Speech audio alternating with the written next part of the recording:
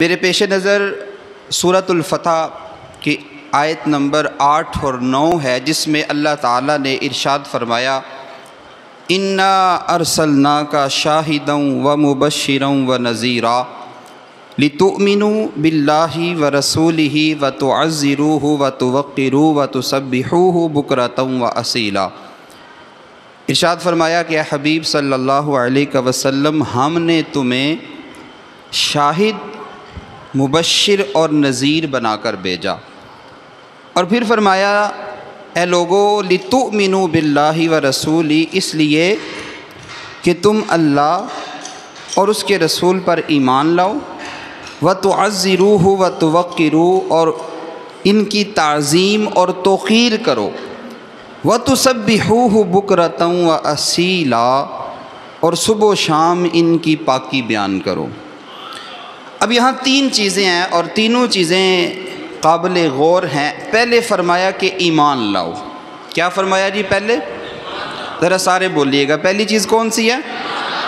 آخر سے بھی بولیں، پہلی چیز کون سی ہے؟ اور دوسری چیز فرمایا کہ رسول کی تعظیم اور توقیر کرو، اور تیسری چیز فرمایا کہ میری عبادت یعنی پاکی بیان کرو۔ اب پہلے اللہ تعالیٰ نے یہاں پر ایمان کو رکھا، ایمان کا حکم دیا، پھر اس کے بعد اللہ تعالیٰ نے حضور کی تعظیم اور توقیر کا حکم دیا، اور تیسری چیز پھر اپنی عبادت کا حکم دیا۔ تو اس سے پتہ کیا چلا کہ بغیر ایمان کے تعظیم اور توقیر بھی قابل قبول نہیں ہے، اور یہ اس مسئلے کا بھی حل ہے۔ آج چونکہ جدید دور ہے اور نئے نئے فتنے ہر روز سر اٹھاتے ہیں، تو بعض لوگ یہ باتیں کر دیتے ہیں کہ یار دیکھو وہ فلاں ہندو ہے، فلاں سکھ ہے، فلاں انگریز ہے، اس نے کتنی خوبصورت نعت لکھی ہے، اس نے حضور کی تعریف میں کتنے خوبصورت جملے بولے ہیں۔ تو یاد رکھیں کہ بغیر ایمان کے تعظیم فائدہ نہیں دیتی، یہ پہلی بات ہے، یہ ذہن میں رکھنی ہے۔ دوسری بات یہ کہ اگر بندہ ایمان لائے، نیکیاں بھلے وہ پہاڑوں جیسی کرے، بڑا کچھ کرے، لیکن وہ حضور علیہ الصلوۃ والسلام اور آپ کی بارگاہ کے ادب کو ملحوظ خاطر نہیں رکھتا، تو اللہ تعالیٰ اس کی عبادت کو قبول نہیں فرماتا۔ بغیر حضور کی تعظیم کے اللہ تعالیٰ کے ہاں کوئی عبادت بھی قابل قبول نہیں ہے۔ اور فرما دیا کہ ان تحبط اعمالکم وانتم لا تشعرون، اگر حضور کی بارگاہ میں تمہاری آواز بلند ہوئی یا تم نے ان کو ایسے بلایا جیسے آپس میں ایک دوسرے کو بلاتے ہو، تو تمہارے اعمال ضائع ہو جائیں گے اور تمہیں پتہ بھی نہیں چلے گا کہ تمہارے اعمال ضائع کیسے ہو گئے۔ اس کے بعد پھر تیسری چیز فرمایا کہ اللہ تعالیٰ کی پاکی بیان کرو، تو ایمان بھی ضروری ہے، تعظیم اور ادب بھی ضروری ہے۔ اور ایک یہ بات بھی اس سے سمجھ لیں کہ آج کل ہمارے ہاں بس تعظیم ادب کا نام لے کر، نعرے لگا کر، لنگر پکا کر، 11ویں 12ویں کھا کر، دیگیں پکا کر فقط یہ سمجھ لیا جاتا ہے کہ بس یہ حضور کا حق ادا ہو گیا۔ تو جہاں ایمان ضروری ہے، تعظیم اور توقیر ضروری ہے، تو انہوں نے جو عبادت کی ہے وہ عبادت کرنا بھی ضروری ہے۔ اب اس آیت کریمہ میں اللہ تعالیٰ نے جو حضور کے حقوق بیان کیے، ان میں سے پہلا حق یہ ہے کہ اللہ کے ساتھ ان کی ذات پر ایمان لانا ہے۔ ایمان لانے کا حکم ہے۔ ہم لوگ سمجھتے ہیں خالی ایمان لانا بس یہی ہے کہ تصدیق کر لی، مان لیا، گو کہ ایمان کا حکم لگانے کے لیے بات کافی ہے، لیکن اصل ایمان وہ ہوتا ہے کہ جو دل و جان سے یوں تسلیم کیا جائے کہ ان پر بھی اور ان کے فرامین پر بھی ایسے ایمان رکھا جائے کہ اگر ان کے فرمان کے خلاف ساری دنیا بھی آ جائے، ساری کائنات بھی آ جائے، تو ہمارا یقین یہی ہو کہ جو انہوں نے فرمایا ہے وہی بات سچ ہے۔ یہ آپ سیکھنا چاہیں تو حضرت ابوبکر صدیق رضی اللہ تعالیٰ عنہ کی مثال آپ کے سامنے ہے، میں اس تفصیل میں نہیں جا رہا۔ معراج کے بارے میں جب ابو جہل نے ان سے کہا ایسی عجیب باتیں، ایسی عجیب باتیں، تو عقل تو ایک دفعہ انسان کو جھنجھوڑتی ہے کہ یہ کیسی عجیب باتیں ہیں، لیکن جو ایمان ہوتا ہے، ایمان، وہ ایمان ابو بکر صدیق رضی اللہ تعالیٰ عنہ کا کیا بولتا ہے؟ یہ تو کچھ بھی نہیں ہے، اس سے بڑی بات ہو میں تو اس کی بھی گواہی دیتا ہوں۔ حضرت خزیمہ رضی اللہ تعالیٰ عنہ کا واقعہ آپ کو پتہ ہے، جب انہوں نے گواہی دی تھی کہ میں گواہی دیتا ہوں حضور نے تم سے گھوڑا یا اونٹ جو بھی تھا خریدا ہے، اب انہوں نے تو دیکھا نہیں تھا، گواہی تو وہ ہوتی ہے جو بندہ دیکھ کر دیتا ہے، لیکن انہوں نے دیکھا نہیں، پھر بھی جب ایمانی تقاضے کے مطابق گواہی دی تو حضور نے پھر انعام کیا دیا، من شہید لہ خزیمہ فہو لہ شہیدان۔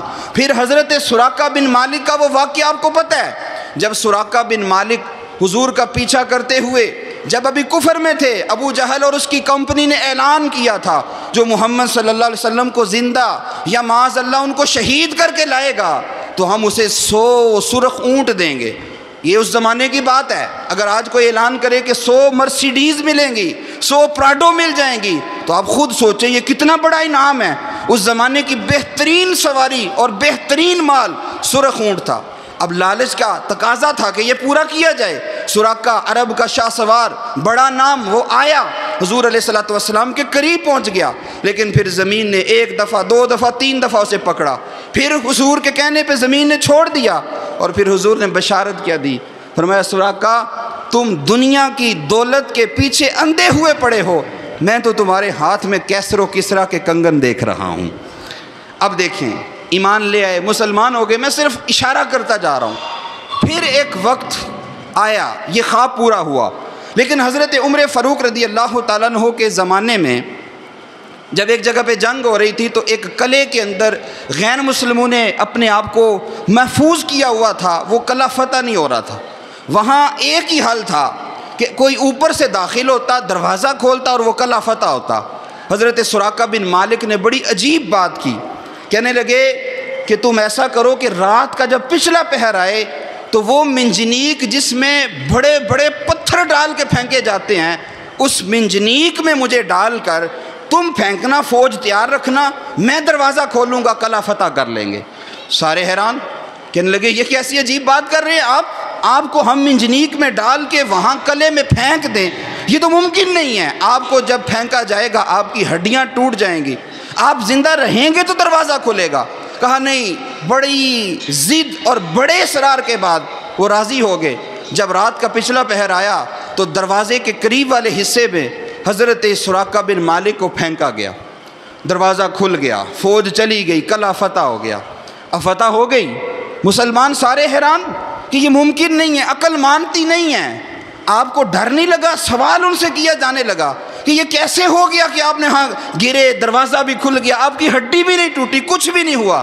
تو آپ نے فرمایا اس لیے کہ مجھے حضور نے بتایا تھا کہ کیسر و کسرا کے کنگن جب تک تمہارے ہاتھ میں نہیں آئیں گے تمہیں موت نہیں آ سکتی، تمہیں موت نہیں آ سکتی، یہ میرا ایمان ہے، جب تک وہ کنگن میرے ہاتھ میں نہیں آئے میں مر نہیں سکتا، اس لیے میں نے کہا تھا دروازہ بھی کھولوں گا تم قلعہ فتح بھی کر لو گے۔ اچھا یہ ایمان کا تقاضا ہے۔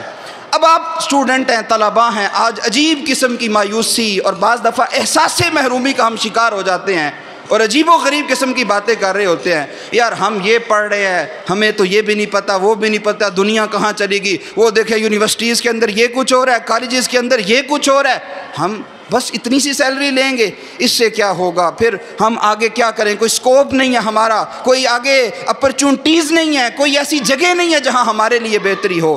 تو اب مجھے بتائیں، میرا یہ موضوع نہیں ہے، میں صرف آپ کو ایک بات کر کے آگے چلوں گا، مجھے بتائیں حضور نے فضائل آپ کے بیان کیے ہیں یا ان کے کیے ہیں؟ بولیں، اگر آپ کے ہیں تو بول دیں بھائی کن کے بیان ہوئے ہیں؟ آپ کے ہوئے نا۔ تو اب ایمان کا تقاضا کیا ہے، ہم اپنے اوپر فخر کریں یا ان کی طرف دیکھ کے حسرت کریں؟ ایمان کا تقاضا یہ ہے، حضور نے فرمایا آپ لوگوں کے پاؤں کے نیچے فرشتے جب پر بچھاتے ہیں، اور قرآن کا وعدہ ہے وَمَن يَتَّقِ اللَّهَ يَجْعَل لَّهُ مَخْرَجًا وَيَرْزُقْهُ مِنْ حَيْثُ لَا يَحْتَسِبُ، جو اللہ سے ڈر جائے اللہ اس کے لیے کشادگی پیدا کرتا ہے اور اسے وہاں سے رزق دیتا ہے جہاں سے اس کا گمان بھی نہیں ہوتا۔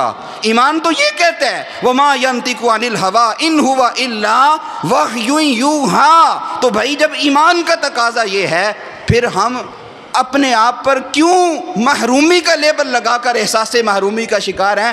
یہ میرا موضوع نہیں ہے، ورنہ میں وقت بھی نہیں ہے، آپ سے عرض کرتا کہ ہم کیوں احساس محرومی کا شکار ہیں، اس کی وجہ ہم خود ہیں، ورنہ ہمارا ایمان مضبوط ہو حضور کی ذات پر تو پھر کبھی بھی مایوسی ہمارے قریب نہ آئے۔ اور مثالیں آپ کے سامنے درجنوں موجود ہیں جو لوگ واقعی باصلاحیت ہیں، جنہوں نے اپنے آپ کو اس قابل بنایا ہے، انہیں اللہ تعالیٰ نے دنیا میں بھی محروم نہیں چھوڑا، کوئی کمی ان کے پاس بھی نہیں۔ اور دوسرا حق یہ ہے وَتُوَزِّرُوا وَتُوَقِّرُوا، حضور کی تعظیم کی جائے، حضور کا ادب کیا جائے۔ اس پہ درجنوں احادیث آپ کے ذہنوں میں بھی ہوں گی، 20 واقعات بھی ہوں گے۔ میں صرف ایک واقعہ عرض کر دوں، غار ثور کا تو آپ کو پتہ ہے، سانپ کے منہ میں ایڑی دی، سارا کچھ ہوا۔ حضرت ابو رافع کے بارے میں امام آلوسی نے لکھا ہے کہ انہوں نے ایک مرتبہ حضور کو سوتے ہوئے پایا، وہ کمرے میں تشریف لے گئے، پرانا زمانہ، کچے کمرے تھے، اس وقت انہوں نے دیکھا حضور زمین پہ سو رہے ہیں اور دوسری طرف کمرے سے ایک موٹا سانپ آ جاتا ہے، سانپ بھی موٹا اور تھا بھی خطرناک۔ اب وہ سانپ کو مارنے لگے، بندہ ڈرتا بھی ہے اور مارنے کا ارادہ بھی کرتا ہے۔ جب مارنے لگے تو فوراً خیال آیا کہ اگر میں سانپ کو ماروں گا شور ہوگا، اور اللہ نے حضور کی بارگاہ میں آواز بلند کرنے سے منع فرمایا ہے۔ میں سانپ کو ماروں گا تو آواز بلند ہوگی، حضور بیدار ہوں گے، بے ادبی ہو جائے گی، اور اگر نہیں مارتا تو یہ بھی ڈر تھا کہیں نقصان نہ پہنچائے۔ اب دیکھیں صحابہ کا ادب کیا تھا، ان کی محبت، ان کے ادب کا عالم کیا تھا۔ حضرت ابو رافع کے بارے میں امام آلوسی لکھتے ہیں انہوں نے نہ سانپ کو مارا نہ حضور کو بیدار کیا، بلکہ سانپ اور حضور کے بیچ میں خود لیٹ گئے کہ اگر سانپ آئے گا پہلے مجھے ڈسے گا پھر اس طرف جائے گا، اگر اس کا ادھر کا ارادہ بنا تو پہلے مجھے ڈسے گا۔ یہ ایک جھلک ہے ان کے ادب اور احترام کی۔ اور تیسری بات میں نے عرض کر بھی دی کہ اللہ تعالیٰ نے حکم دیا کہ پاکی بیان کی جائے اللہ کی، یہ عبادت ہے۔ اگر ہم سارے نعرے لگائیں، سارا کچھ کریں، اور جب جناب 12 ربیع الاول کا جلوس نکل رہا ہو، ظہر ہماری قضا ہو رہی ہو، عصر ہماری چھوٹ رہی ہو، رات کو پوری رات محفل پہ بیٹھے رہیں اور فجر میں پھر سوئے ہوں، تو پھر حق ادا نہیں ہوتا۔ وقت کی نزاکت کے پیش نظر مختصر میں نے اشارہ کیا ہے، اور بالتفصیل آپ پڑھنا چاہیں تو الشفاء بتعریف حقوق المصطفیٰ کو پڑھیں۔ اللہ تعالیٰ مجھے آپ کو عمل کی توفیق عطا فرمائے۔ وما علیہ الا البلاغ المبین۔